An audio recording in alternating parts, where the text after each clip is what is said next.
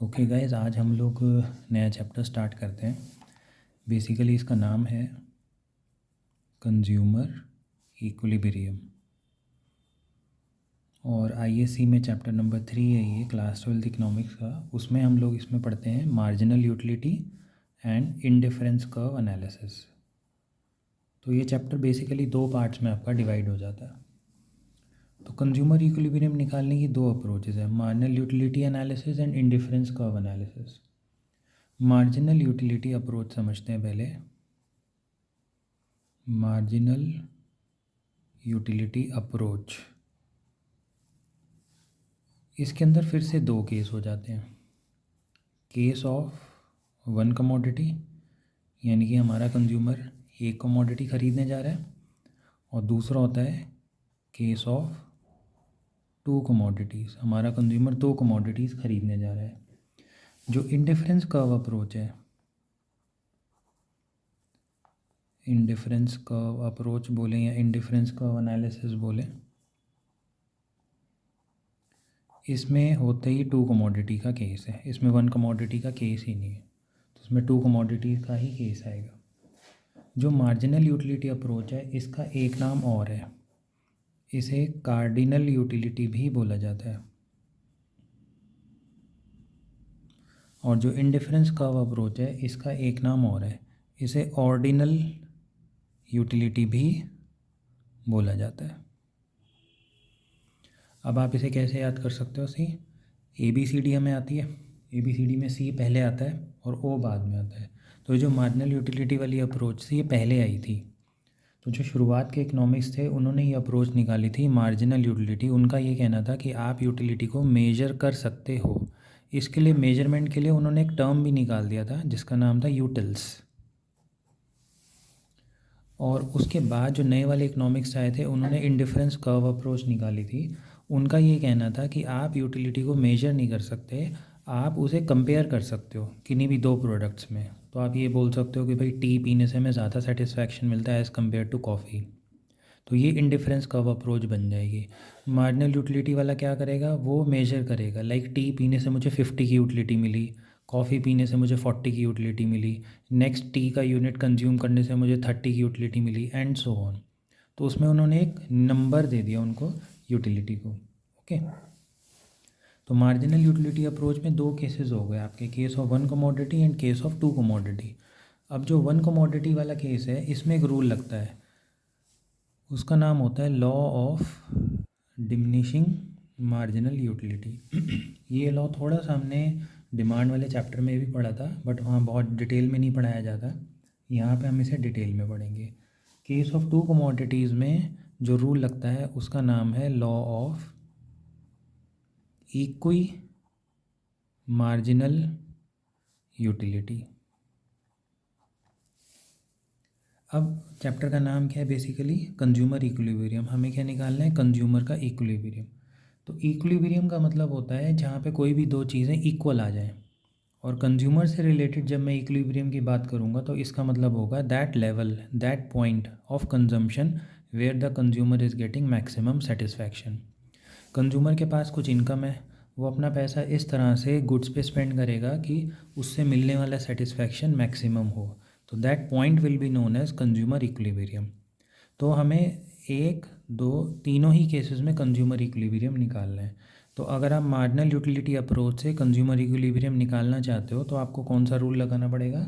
Law of diminishing marginal utility. अब diminishing marginal utility का simple सा एक फॉर्मूला है, MUX is equal to PX। So when the marginal utility is equal to the price, the consumer is in equilibrium.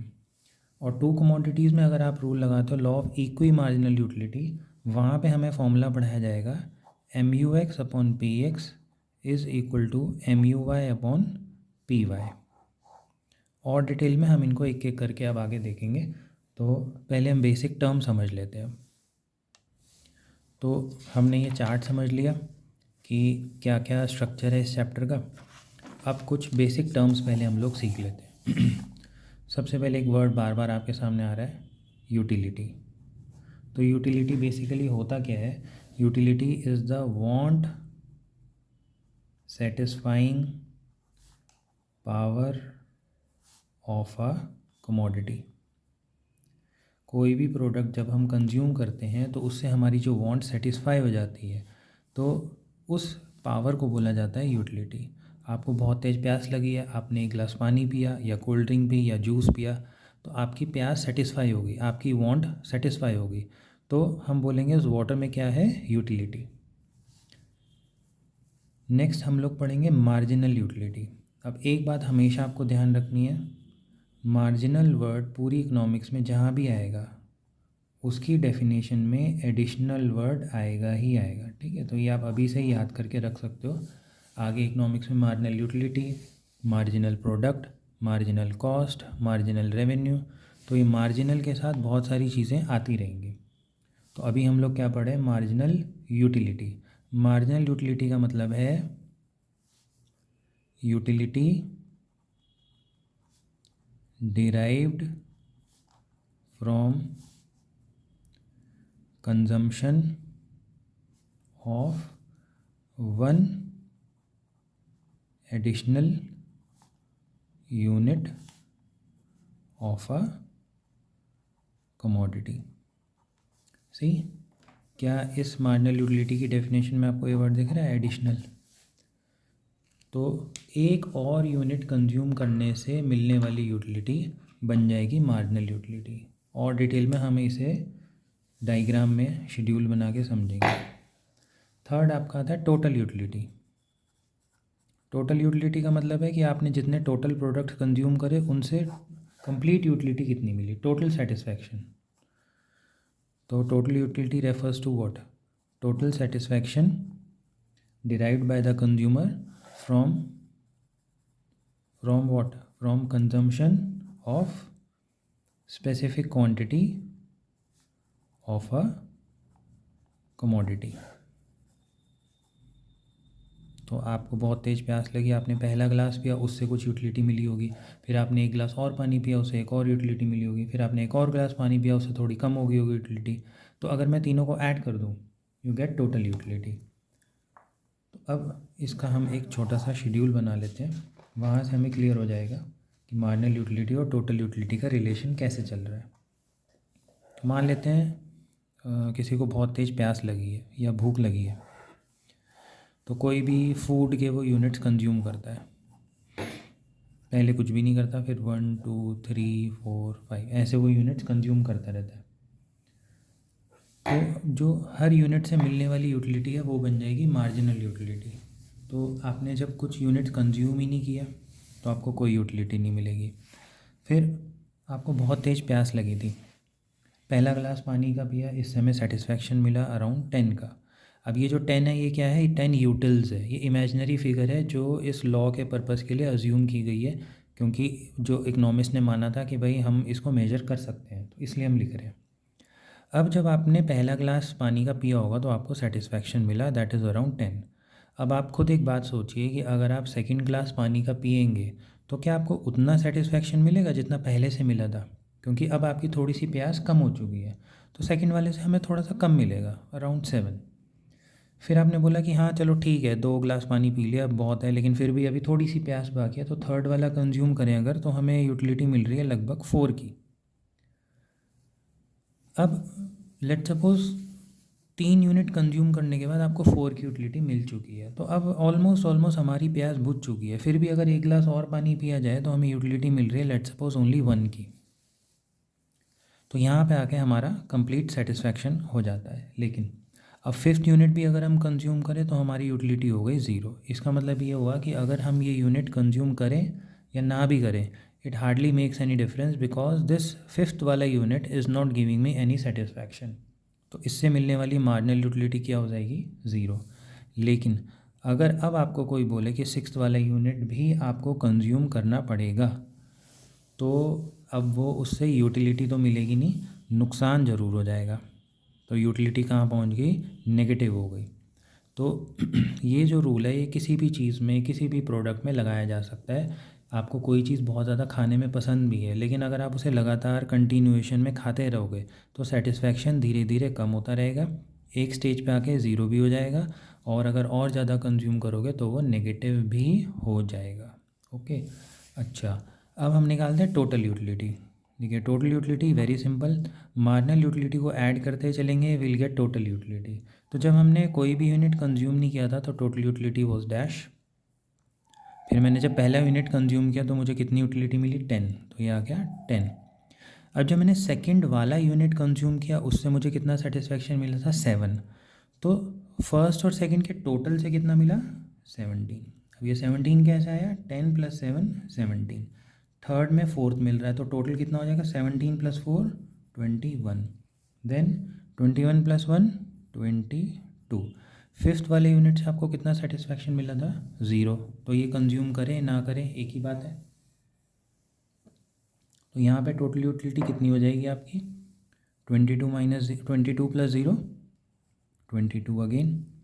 और sixth वाले unit से आपको utility कितनी मिली थी नेगेटिव की 3, तो 22 - 3।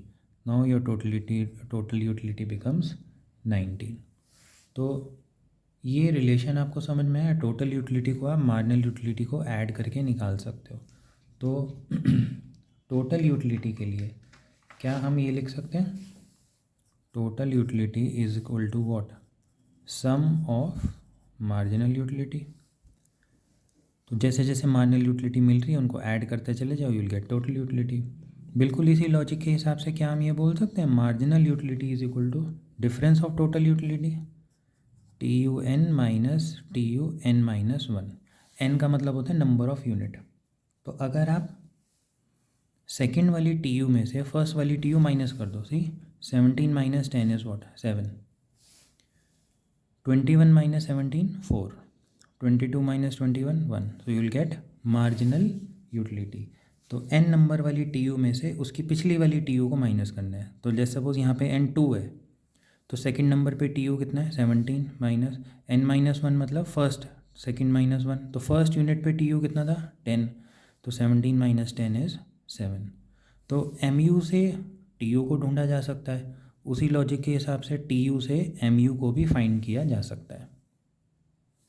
तो अगर आपको ये टेबल समझ में आ गया है, अब नेक्स्ट जो हम करेंगे इनके ग्राफ्स बनाते हैं। ठीक है, पहले MU को अगर आप ध्यान से देखेंगे, MU हमेशा पॉजिटिव से स्टार्ट होता है, इसी 10 7 और फॉल फॉल फॉल होते होते वो 0 तक आ जाता है डिमिनिशिंग होके और उसके बाद वो नेगेटिव भी चला जाता है। यही जो लॉ है, यही जो रूल है, यही हमारा रूल यहाँ पे ये बन जाता है जो हमने बोला था, law of diminishing marginal utility. तो इसे हम आगे और डिटेल में पढ़ेंगे, बट रूल यही है कि आप किसी भी प्रोडक्ट की यूनिट्स लगातार कंज्यूम करते रहोगे तो उनसे मिलने वाली मार्जिनल यूटिलिटी जो है वो डिमिनिशिंग ही होगी। ओके, अब इसके ग्राफ बनाते हैं। सी MU ग्राफ में से 0 x एक्सिस, ये हो गया आपका y एक्सिस। नीचे आपको दिखाने होते हैं हमेशा यूनिट्स और लेफ़्ट में हम क्या दिखा रहे हैं मार्जिनल यूटिलिटी। तो यहाँ पे मैंने लिख दिया मार्जिनल यूटिलिटी। ओके, अगर आप ध्यान से देखेंगे तो MU का जो कर्व है वो हमेशा डिक्लाइन होगा, 0 टच करेगा और उसके बाद नेगेटिव भी हो जाएगा। तो आप इसको यहाँ से स्टार्ट करके ऐसे लगभग यूँ बना सकते हो, this is the curve of marginal utility.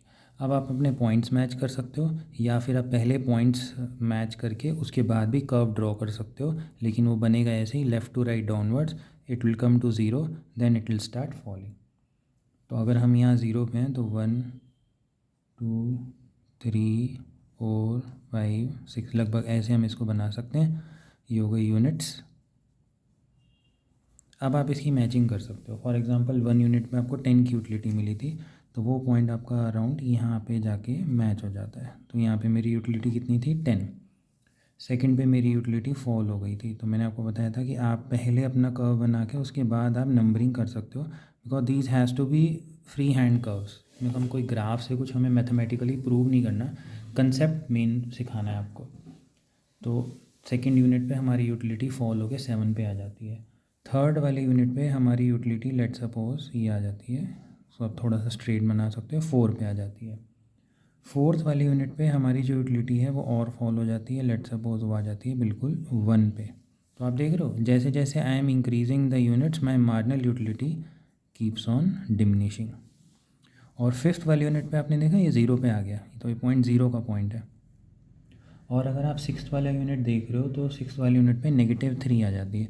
तो नंबर लाइन अगर हम देखें तो 0 से ऊपर ये पॉजिटिव हो गई, अगर इसको मैं नीचे ड्रैग करूँगा तो ये हमारी नेगेटिव हो जाएगी। तो सिक्स्थ वाले यूनिट पे मेरी जो यूटिलिटी है वो नेगेटिव बैठ रही है, ये यहाँ पे, तो दैट बिकम्स -3। ओके, तो दिस इज़ द MU वाला कर्व। तो अगर आप इसे ग्राफ पे बनाओगे तो अप्रोप्रिएट बनेगा, लेकिन इसका जो कंसेप्ट है वो यही है, it keeps on falling, become 0 and then it becomes negative. अब इसके साथ हमने एक और क्या देखा था, TU वाला curve, total utility. Total utility को अगर आप ध्यान से देखोगे तो ये 1 से स्टार्ट होता है, 10, 17, 21, 22, देखिए मैक्सिमम तक जा रहा है, पहले बढ़ता रहता है 10, 17, 21, 22, 22 के बाद कहाँ पे आया, फिर से 22 कांस्टेंट हुआ, और फिर इसका गिरने का ट्रेंड चालू हो गया, 22 के बाद वो आ गया 19 पे। तो अगर अब हम इसी फॉर्मेट के हिसाब से TU का कर्व बनाएं तो वो कैसा डिस्प्ले होगा, यहाँ पे आ रहे हैं आपके यूनिट्स, और यहाँ पे अब हम दिखा रहे हैं टोटल यूटिलिटी। तो इसका कर्व 0 से स्टार्ट होगा वैसे ही, और ये आपका लगभग यूँ मैक्सिमम जाके ये फॉल हो जाएगा। यहाँ पे अब आपके ये यूनिट्स बढ़ते चले जाएंगे, 1 2 3 4 5 6, और यहाँ पे लेफ़्ट साइड में आपकी टोटल यूटिलिटी डिस्प्ले हो जाएंगी। तो जैसे 1 पे आपकी टोटल यूटिलिटी 10 है, तो लगभग आप एक पॉइंट बना सकते हो 10 का। 2 पे आपकी टोटल यूटिलिटी 17 हो जाती है, तो हम यहाँ पहुँच गए 17 पे। 3 पे आपकी टोटल यूटिलिटी 21 पे आ रही है, ये आ गया 21। 4 पे आपकी टोटल यूटिलिटी 22 पे आ जाती है, ठीक,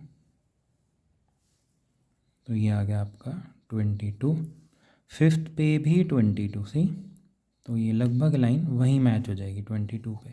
क्यों, ऐसा क्यों हुआ था, क्योंकि फिफ्थ पे अगर आप देखोगे तो MU आपका 0 था, तो TU भी इंक्रीज़ नहीं होगा ना, वो 22 का 22 रहा। उसके बाद 6 पे आपकी यूटिलिटी, टोटल यूटिलिटी फॉल होके वापस 19 पे आ जाती है, तो ये लगभग हमारा पॉइंट यहाँ मैच हो जाएगा, ये आ गया 19। ओके, फ्री हैंड कर्व आपको बनाने हैं, मेनली आपको कंसेप्ट पे ध्यान देना है, ठीक है। तो ये तो मैंने जो नंबर्स यहाँ पे अज्यूम किए थे उनके हिसाब से मैंने MU और TU का कर्व बना दिया। अब यहाँ पे आपको रिलेशन समझने हैं बहुत इंपॉर्टेंटली। सी, MU हमेशा डिक्लाइन होता है, लेकिन यहाँ से लेके यहाँ तक तो वो पॉजिटिव है, यहाँ पे 0 हुआ है उसके बाद नेगेटिव हुआ है, तो पहला रिलेशन ये बनता है, till the time MU is positive, भले ही it is falling, see MU is falling but still it is positive, TU starts increasing, TU वहाँ पे बढ़ता रहेगा, MU फॉल होता रहेगा। जहाँ पे MU 0 आ जाएगा वहाँ पे TU अपने मैक्स पे होगा, ये आ गया, देखो इसका मैक्सिमम पॉइंट यहाँ पे स्टिल हो गया था, तो MU 0, TU मैक्सिमम, और जैसे ही MU नेगेटिव हुआ TU स्टार्ट्स फॉलिंग, तो MU यहाँ पे नेगेटिव हुआ 5 के नीचे, और TU का गिरने वाला ट्रेंड चालू हो गया, ठीक है। तो इस रिलेशनशिप को हम यहाँ पे बड़े सिंपल टर्म्स में लर्न कर सकते हैं। MU is positive but diminishing, TU is increasing, वो बढ़ता चला जा रहा है। MU इज़ 0, MU बिकम 0 यहाँ पे, TU इज़ मैक्सिमम, वहाँ पे TU जो है वो मैक्सिमम हो जाता है। फिर MU बिकम्स नेगेटिव, जैसे ही MU यहाँ पे नेगेटिव हुआ TU स्टार्ट्स फॉलिंग। तो ये 3 बड़े इंपॉर्टेंट रिलेशनशिप्स हमारे बनते हैं MU और TU के, और यही जो हमने चीज़ पढ़ी, ये क्या पढ़ा हमने, यही है हमारा law of diminishing marginal utility. Okay, तो ये रिलेशनशिप्स और ये डायग्राम का प्रेजेंटेशन आप अच्छे से देख सकते हो। फ्री हैंड कर्व्स अगर आप बनाना चाहते हो विदाउट नंबर्स, तो एक बार फ्री हैंड कर्व देख लेते हैं, बहुत सिंपल होते हैं। ये आ गया 0, थोड़ा क्लीन रहेगा ये, यहाँ पे हमारे यूनिट्स चलते हैं और यहाँ पे हमारा MU चलता है, बस MU को आपको स्ट्रेट ऐसे गिरा देना है, दिस इज़ MU वाला कर्व, और यहाँ पे वही 0, x एक्सिस, y एक्सिस, यहाँ पे मेरे पास है यूनिट्स, और यहाँ पे मैं बना रहा हूँ TU को बढ़ाते हुए जाना है और एग्जैक्टली उस पॉइंट से गिरा देना है जहाँ पे ये इसका ज़ीरो हो रहा है। तो आप क्या कर सकते हो, आप पहले ये वाला कर्व बना लो और फिर इसका जो मैक्सिमम पॉइंट है इसको स्केल लेके यहाँ पे ज्वाइन कर लो। इसको ये पॉइंट मिल गया आपको। उसके बाद आप एम यू की लाइन ऐसे बना लो, इसको यहाँ से नीचे लेके जाना है। तो सी यहाँ पे एम यू पॉजिटिव है, टी यू यहाँ पे इंक्रीज़ होता जा रहा है, एम यू ज़ीरो हुआ, टी यू मैक्सिमम पे आ गया, टी यू मैक्सिमम यहाँ पे, और यहाँ पे एम यू जो है वो ज़ीरो है। और जैसे ही आपका एम यू है देखिए यहाँ पे नेगेटिव हुआ नीचे, टी यू का गिरने का ट्रेंड चालू हो गया, टी यू स्टार्ट्स फॉलिंग। यही 3 रिलेशनशिप्स हमने पीछे कवर किए। ओके, तो इसी को हम लोग क्या बोलते हैं, यही है हमारा law of diminishing marginal utility. तो डिमिनिशिंग मार्जिनल यूटिलिटी आप अपनी बुक से पढ़ सकते हो। सिंपली वो क्या कह रहा है, as and when you keep on increasing the units of a commodity, आप जैसे जैसे किसी भी प्रोडक्ट की कंजम्पशन बढ़ाते रहोगे वैसे वैसे मिलने वाला सेटिस्फैक्शन फॉल होता रहेगा। तो the utility that we get from each additional unit keeps on diminishing, यानी कि एम यू जो है वो डिमिनिशिंग है, इसीलिए इस रूल का नाम पड़ गया law of diminishing marginal utility. Okay, अब हम पढ़ेंगे इनकी अजम्पशंस। फिर से देखिए, आपको एक लॉ पढ़ाया जा रहा है तो अजम्पशन साथ में लग के आ जाती हैं कि आपको कुछ चीज़ें हैं जो मान के चलना पड़ेगा कि अच्छा ऐसा होगा तो हमारा डिमिनिशिंग मार्जिनल यूटिलिटी का रूल सही सही लगेगा। वापस चलते अपने एग्जांपल पे। देखिए, आपको बहुत तेज़ प्यास लगी है, आप 1 गिलास पानी पीते हो यूटिलिटी मिलती है, दूसरा पीते हो उससे कम मिल जाती है, तीसरा पीते हो उससे और कम मिल जाती है, तो एक लॉ बन गया ये। अब इसकी कुछ अजम्पशंस हैं। पहली अजम्पशन ये है कि जो भी यूनिट्स आप कंज्यूम कर रहे हो किसी भी प्रोडक्ट के, जैसे ग्लास का मैं पानी की बात करूँ तो 1 गिलास पानी, तो all the units that we consume, जो कंज्यूम किए जा रहे हैं वो सब क्या होने चाहिए, वो आइडेंटिकल होने चाहिए, यानी कि सेम होने चाहिए। ऐसा ना हो कि जब आपको बहुत तेज़ प्यास लगी है तो पहले वाले में तो आपको बहुत छोटा सा ग्लास दे दिया, दूसरे वाले में बड़ा ग्लास दे दिया। अब क्या होगा, पहले वाले से आपको कम यूटिलिटी मिलेगी, दूसरे वाले से हो सकता है ज़्यादा मिल जाए, तो हमारा तो law of diminishing marginal utility fail हो जाएगा ना वो। तो यूनिट्स जो हैं वो बिल्कुल सेम होने चाहिए। ओके, और सेकंड पॉइंट, यूनिट्स जो हैं वो स्टैंडर्ड साइज़ की होने चाहिए। मतलब अगर आपको बहुत तेज़ प्यास लगी है और आपको कोई चम्मच से पानी पिला रहा है, पहला चम्मच, दूसरा, तीसरा, तो भाई 5-6 चम्मच तो आप ऐसे ही पी जाओगे, पता ही नहीं चलेगा यूटिलिटी मिल भी रही है नहीं मिल रही, क्या हो रहा है। तो if I am talking about water, आपको प्यास लगी है तो if you talk about water, at least 1 glass of water. If I am talking about food, at least 1 plate, full plate of food. तो तभी आपका ये रूल लगेगा। अगर आपका साइज़ ही स्टैंडर्ड नहीं होगा तो फिर हमारा ये रूल फेल हो जाएगा। ओके, थर्ड जो अजम्पशन इसमें आती है वो ये है कि आपकी जो कंजम्पशन हो रही है उसमें कोई भी गैप नहीं आना चाहिए।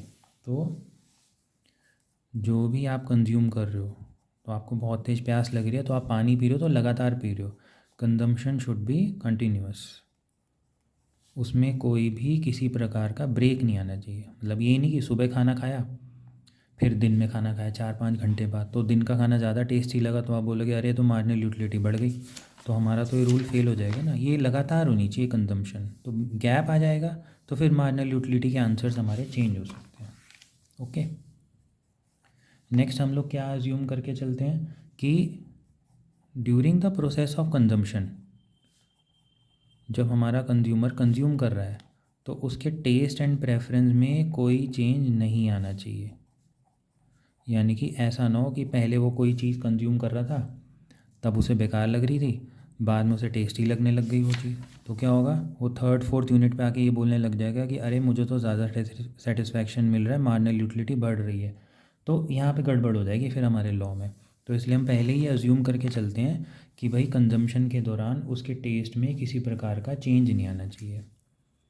ओके, नेक्स्ट ये हम पहले ही मान चुके हैं, यूटिलिटी इज़ मेजरेबल, मतलब हम उसे मेजर कर सकते हैं। उसके लिए हमने एक टर्म भी रखा था, यूटिल्स। आपको याद है स्टार्टिंग में मैंने आपको बताया था, आपको बहुत तेज़ प्यास लगी है तो आपने पहला गिलास पानी का पिया तो आपको कितनी यूटिलिटी मिली, 10। अब आप खुद सोचिए कि पानी के गिलास में कहीं क्या कुछ 10-10 करके कुछ घूम रहे क्या उसमें कि मार्जिनल यूटिलिटी 10 है भाई मुझे पी लो, तो ऐसे कोई, ये तो अजम्पशन हुई ना हमारी। तो उसको हमने पहले ही अज्यूम कर लिया कि अच्छा हाँ मुझे इतनी यूटिलिटी मिली, उसके लिए मैंने एक वर्ड रख दिया यूटिल्स। ओके, नेक्स्ट जो हमारी अजम्पशन है वो ये है कि हमारा जो कंज्यूमर होना चाहिए, कंज्यूमर इज़ रैशनल। रैशनल का मतलब होता है एक नॉर्मल पर्सन, सही दिमाग का व्यक्ति। तो इकोनॉमिक्स के जितने रूल्स हैं या लॉ हैं तो वो हमें रैशनल कंज्यूमर पे ही अप्लाई करने होते हैं। तो कोई हम इर्रैशनल पर्सन पे लेके इर्रैशनल डिसीजन पे नहीं आएंगे। तो हम पहले ही मान लेते हैं कि हमारा जो कंज्यूमर है वो रैशनल है। ओके, अब हमारा फिर से जो चैप्टर का नाम था वो क्या था, कंज्यूमर इक्विलिब्रियम। तो अब हम कौन सी स्टेज पे पहुंच गए, अब हम यहाँ पे पहुंच गए। देखिए ये वन कमोडिटी का केस है, डिमिनिशिंग मार्जिनल यूटिलिटी हमने समझ लिया। अब हम बढ़ेंगे कंज्यूमर इक्विलिब्रियम कैसे निकालना है in case of one commodity by applying this rule where the formula is MUX is equal to PX। तो इसे हम टेबल बना के और डायग्राम बना के भी समझेंगे। तो मान के चलते हैं, फिर से मैं एक एग्जांपल लेता हूँ। तो अब मैं क्या करता हूँ, मैं एक शर्ट ख़रीदने जाता हूँ। ठीक है, अब शर्ट लेने जाता हूँ मैं, डिमिनिशिंग मार्जिनल यूटिलिटी वाला रूल तो यहाँ भी लगेगा। तो मान लेते हैं कि मैं पहला यूनिट शर्ट का ख़रीदता हूँ और उससे मुझे 700 की यूटिलिटी मिलती है। और जो मैं शर्ट ख़रीद रहा हूँ ये मुझे फ्री में तो मिलेगी नहीं, तो इसका कुछ प्राइस मुझे देना पड़ेगा। तो let's suppose the price of the shirt is 600 rupees. तो अब मैंने उसको 600 रुपीज़ दिए शॉपकीपर को, उसने मुझे एक शर्ट दी, मैंने ली, मुझे उसका जो सेटिस्फैक्शन मिला दैट वाज अराउंड 700। ओके, तो अभी हमारा जो कंज्यूमर है वो क्या सोचेगा, पैसे दे रहा है वो कम, सेटिस्फैक्शन मिल रहा है उसको ज़्यादा, तो कहेगा यार क्यों ना मैं एक और यूनिट ख़रीद लूँ, will by one more shirt. 600 rupees दिए, एक और शर्ट ली, लेकिन अब डिमिनिशिंग मार्जिनल यूटिलिटी वाला रूल लगना चालू हो गया तो सेटिस्फैक्शन कम हो गया। फिर हमने एक और शर्ट ली, 600 रुपीज़ दिए, अब मुझे सेटिस्फैक्शन मिला 600 का। ओके, तो यहाँ पे लॉजिकली हमारा जो कंज्यूमर है वो ब्रेक मार लेगा। क्यों? क्योंकि वो पैसे भी 600 रुपये दे रहा है और उसको सेटिस्फैक्शन भी 600 का ही मिल रहा है। लेकिन अगर वो फोर्थ यूनिट कंज्यूम करता है तो उससे उसको सेटिस्फैक्शन मिलता है let's suppose 500, but the price that he is paying right now है 600। तो ऐसा रैशनल कंज्यूमर ऐसा क्यों करेगा कि वो उसका दाम दे रहा है 600 रुपीज़ और सेटिस्फैक्शन उसे मिल रहा है 500 रुपीज़। तो लॉजिकली जो कंज्यूमर है वो थर्ड यूनिट पे ब्रेक मार लेगा, वो फोर्थ वाले यूनिट कंज्यूम नहीं करेगा। Why? Because price is equal to marginal utility at third unit. तो हमारा जो फॉर्मूला था वो यही तो था, MUX is equal to PX। और ये कहाँ पे मैच हो रहा है, थर्ड वाले यूनिट पे मैच हो रहा है। तो हमारे कंज्यूमर का इक्विलिब्रियम थर्ड वाले यूनिट पे कंप्लीट हो जाएगा। फोर्थ वाला यूनिट, फिफ्थ वाले यूनिट, सिक्स वाले यूनिट से तो आपकी मार्जिनल यूटिलिटी वैसे ही कम होने लग जाएगी, तो वो कंज्यूम ही नहीं करेगा। ओके, अब इसको हम डायग्राम के पॉइंट से बनाते हैं। तो this is the diagram for consumer equilibrium. तो वो हो जाएगा इसका title 0, x axis, y axis, क्या बना रहा हूँ मैं बना रहा हूँ कंज्यूमर इक्विलिब्रियम। और अप्रोच भी आप चाहो तो लिख सकते हो विद मार्जिनल यूटिलिटी अप्रोच या consumer equilibrium through law of diminishing marginal utility. Okay, अब यहाँ पे हम लोग इसको ड्रॉ करते हैं। सी, सबसे पहले आपको क्या करना है, वही अपना MU का कर्व आप बना लो। तो ये लगभग मैंने ऐसे MU का कर्व बना दिया। फ्री हैंड कर्व भी बना सकते हो, हल्का सा इंक्लाइन भी ले सकते हो, डजेंट मैटर। अब हम यहाँ पे यूनिट्स बना लेते हैं। ठीक है, तो 1 2 3 4। अब क्या करते हैं, इनकी मैचिंग कर लेते हैं पहले। तो 4 वाले यूनिट पे ये लाइन बन गई, थर्ड वाले यूनिट पे ये लाइन बन गई, सेकंड वाले यूनिट पे ये बन गया, और 1 वाले यूनिट पे ये बन गया। ओके, तो दोबारा मैं आपको कह रहा हूँ, आपको ग्राफ पेपर पे लॉजिकली मैथमेटिकली इसको प्रूव नहीं करना होता, just focus on the concept.